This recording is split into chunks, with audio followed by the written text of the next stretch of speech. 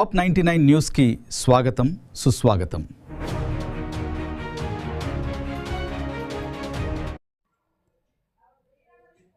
మాజీ ముఖ్యమంత్రి వర్యులు గౌరవ వైఎస్ఆర్ కాంగ్రెస్ పార్టీ అధ్యక్షులు శ్రీ వైఎస్ జగన్మోహన్ రెడ్డి గారి ఆదేశాల మేరకు డిఎస్సి 2025 స్కామ్పై సిబిఐ విచారణ చేయాలని, డిఎస్సి లీకేజీ అక్రమాలకి బాధ్యత వహిస్తూ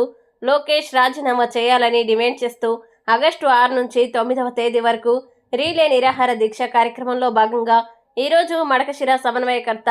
ఈరలక్కప్ప గారు ఆధ్వర్యంలో 2వ రోజు రీలే నిరాహార దీక్ష కార్యక్రమం చేపట్టడం జరిగింది. ఈ కార్యక్రమానికి హిందూపురం పార్లమెంటు అధ్యక్షులు రమేష్ రెడ్డి గారు, రాష్ట్ర executive council member YC Govardhan Reddy గారు, రాష్ట్ర వక్కలిగా విభాగ అధ్యక్షులు రంగే గౌడ్ గారు మరియు రాష్ట్ర రైతు విభాగ కార్యదర్శి రామిరెడ్డి, రాష్ట్ర పంచాయతీరాజ్ కార్యదర్శి నాగభూషణ్ రెడ్డి, మండల కన్వీనర్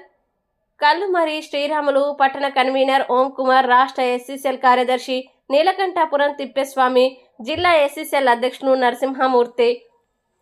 మాజీ వక్కలిగా కార్పొరేషన్ చైర్మన్, మాజీ వక్కలిగా కార్పొరేషన్ డైరెక్టర్ నాగరాజు, జిల్లా ఎస్సీసెల్ ప్రధాన కార్యదర్శి నరసింహ, జిల్లా మైనార్టీ విభాగం కార్యదర్శి అన్సర్ ఖాన్,